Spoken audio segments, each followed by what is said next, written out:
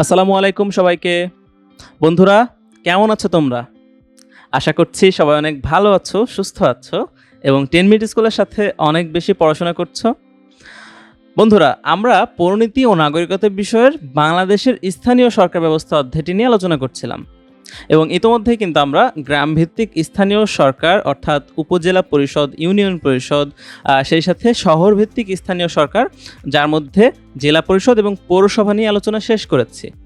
আজকে আমরা শহরভিত্তিক স্থানীয় সরকারের আরও একটি যে ধরন রয়েছে অর্থাৎ সিটি কর্পোরেশন, এই সিটি কর্পোরেশন নিয়ে বিস্তারিত আলোচনা করব। তাহলে আজকে আমাদের আলোচনার বিষয় হচ্ছে সিটি কর্পোরেশনের গঠন, সিটি কর্পোরেশনের কার্যাবলী এবং সেই সাথে সিটি কর্পোরেশনের আয়ের উৎস। তো চলো আর কালক্ষেপণ না করে আমরা আলোচনা শুরু করি। বন্ধুরা, আমরা পূর্ববর্তী ক্লাসে পৌরসভা নিয়ে বিস্তারিত আলোচনা করেছিলাম এবং আমরা জানি যে পৌরসভা হচ্ছে শহর ভিত্তিক একটি স্থানীয় সরকার ব্যবস্থা। তাহলে এই যে সিটি কর্পোরেশন এবং পৌরসভা, এই দুইটার মধ্যে পার্থক্যটা কি? কেননা আমরা বলছি যে পৌরসভাও একটা শহর ভিত্তিক স্থানীয় সরকার ব্যবস্থা, আবার সিটি কর্পোরেশনও একটা শহর ভিত্তিক স্থানীয় সরকার ব্যবস্থা। তাহলে এর মধ্যে নিশ্চয়ই আমাদের পার্থক্যটা জানা প্রয়োজন। দেখো বন্ধুরা, পৌরসভা হচ্ছে বাংলাদেশের যে শহর ভিত্তিক স্থানীয় সরকার ব্যবস্থা রয়েছে তার সবথেকে নিম্ন পর্যায়ের সরকার ব্যবস্থা। অর্থাৎ বাংলাদেশে প্রায় সকল শহর বা সকল পৌর এলাকাতেই কিন্তু পৌরসভা রয়েছে। কিন্তু অন্যদিকে সিটি কর্পোরেশন কিন্তু বাংলাদেশের জাস্ট কয়েকটি প্রধান প্রধান শহরকে কেন্দ্র করে গড়ে উঠেছে। তাহলে আমরা এখানে বুঝতেই পারছি যে সংখ্যার দিক থেকে কিন্তু পৌরসভার তুলনায় সিটি কর্পোরেশনের সংখ্যা অনেক কম। আর আমার কাছে তোমাদের যে এনসিটিবি কর্তৃক প্রণীত পাঠ্য বইটি রয়েছে সেটা অনুযায়ী বাংলাদেশে এখন মোট 11টি সিটি কর্পোরেশন রয়েছে। কিন্তু এই তথ্যটি আপডেটেড নয়, বর্তমানে বাংলাদেশের মোট সিটি কর্পোরেশনের সংখ্যা হচ্ছে 12টি। সুতরাং তোমাদের কাছে যে লেটেস্ট এনসিটিভি কর্তৃক প্রণীত পাঠ্য বইটি থাকবে, তোমরা সেই অনুযায়ী প্রশ্নের উত্তর করবে, তাহলে আশা করছি কোনো সমস্যা হবে না। আর বাংলাদেশে যে মোট 12টি সিটি কর্পোরেশন রয়েছে, এটা যদি আমরা একটু বিভাগ ভিত্তিক আলোচনা করি, তাহলে দেখো, প্রথমে ঢাকা বিভাগে মোট 4টি সিটি কর্পোরেশন রয়েছে। প্রথমত ঢাকা উত্তর সিটি কর্পোরেশন, ঢাকা দক্ষিণ সিটি কর্পোরেশন, এছাড়া গাজীপুর সিটি কর্পোরেশন এবং নারায়ণগঞ্জ সিটি কর্পোরেশন। এই 4টি সিটি কর্পোরেশন ঢাকা বিভাগে। এরপরে দেখো, চট্টগ্রাম বিভাগে 2টি সিটি কর্পোরেশন রয়েছে, যেমন চট্টগ্রাম সিটি কর্পোরেশন এবং কুমিল্লা সিটি কর্পোরেশন। আর এরপরে প্রত্যেকটা বিভাগে কিন্তু মোট একটা করে সিটি কর্পোরেশন রয়েছে, যেমন Rajshahi city corporation, Khulna city corporation, Sylhet city corporation, Barishal city corporation, Rangpur city corporation এবং সর্বশেষ যে 12 নম্বর সিটি কর্পোরেশনটি রয়েছে সেটা হচ্ছে ময়মনসিংহ সিটি কর্পোরেশন। তাহলে বন্ধুরা, আমরা বুঝতে পারছি বাংলাদেশের যে প্রধান শহরগুলো রয়েছে এই শহরগুলোকে কেন্দ্র করেই কিন্তু সিটি কর্পোরেশনগুলো গড়ে উঠেছে। তাহলে এ পর্যায়ে চলো আমরা সিটি কর্পোরেশনের গঠন নিয়ে আলোচনা করি, অর্থাৎ কিভাবে সিটি কর্পোরেশন গঠিত হয়, কতজন সদস্য নিয়ে কি কি পদ রয়েছে, চলো এগুলো সম্পর্কে বিস্তারিত জেনে নিই।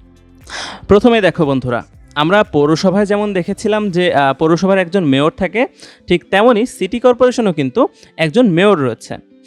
এছাড়া প্রত্যেকটা সিটি কর্পোরেশনকে একটি নির্ধারিত সংখ্যক ওয়ার্ডে বিভক্ত করা হয়, আর এই নির্ধারিত ওয়ার্ডের সমান সংখ্যক কাউন্সিলর থাকে।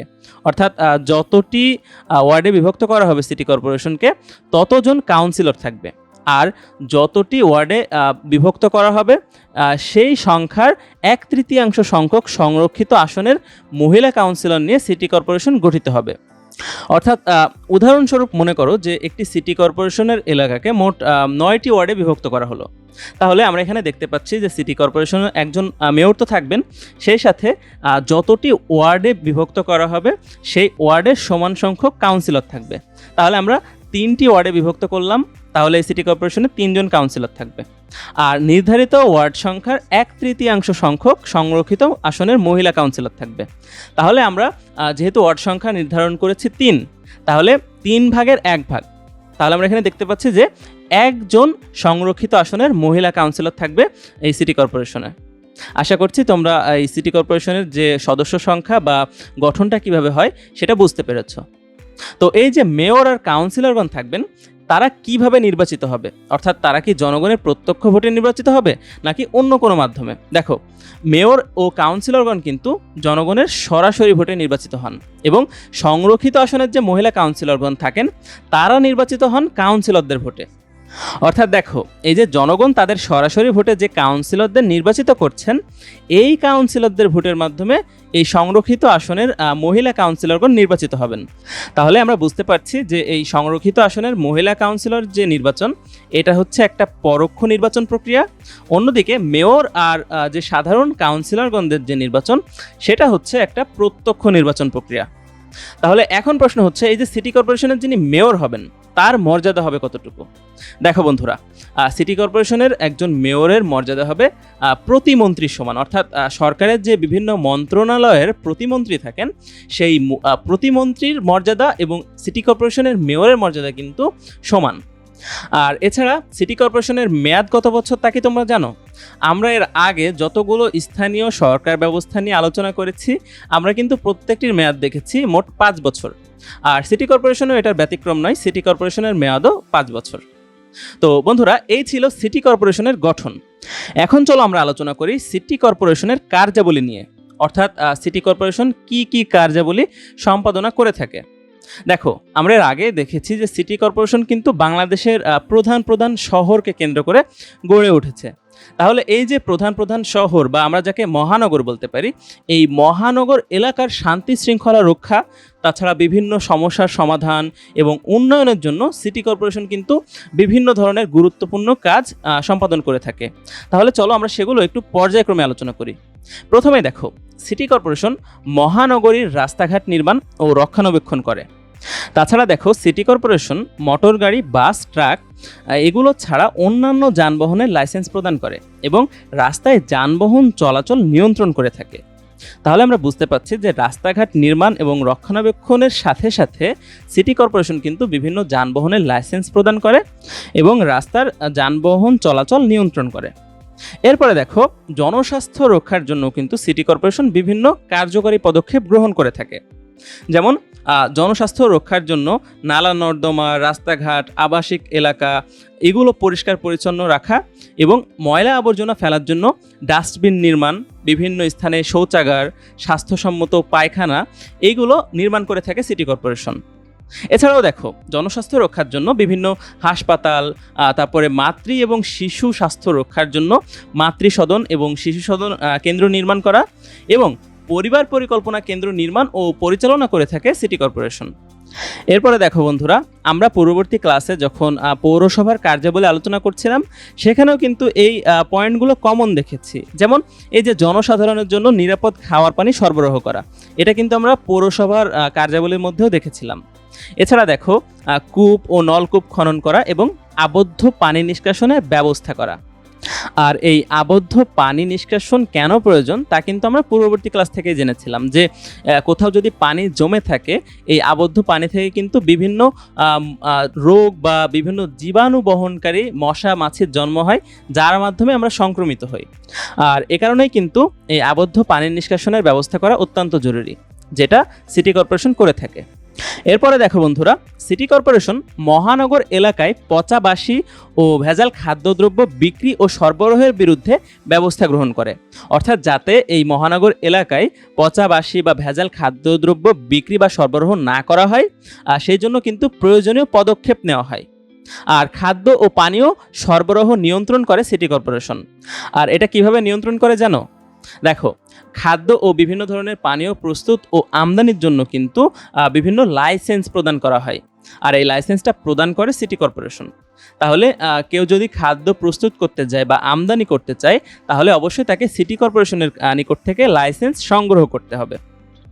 এরপরে সিটি কর্পোরেশনের কার্যাবলীর মধ্যে উল্লেখযোগ্য হচ্ছে মহানগর এলাকায় গবাদি পশু ও হাঁস মুরগির চিকিৎসা কেন্দ্র স্থাপন, গবাদি পশুর রেজিস্ট্রিকরণ, বিপজ্জনক পশু আটক ও হত্যা করা, সেই সাথে পশুর মৃতদেহ অপসারণের ব্যবস্থা করা এবং হাঁস মুরগির খামার স্থাপন করা ইত্যাদি কাজ কিন্তু সিটি কর্পোরেশন করে থাকে।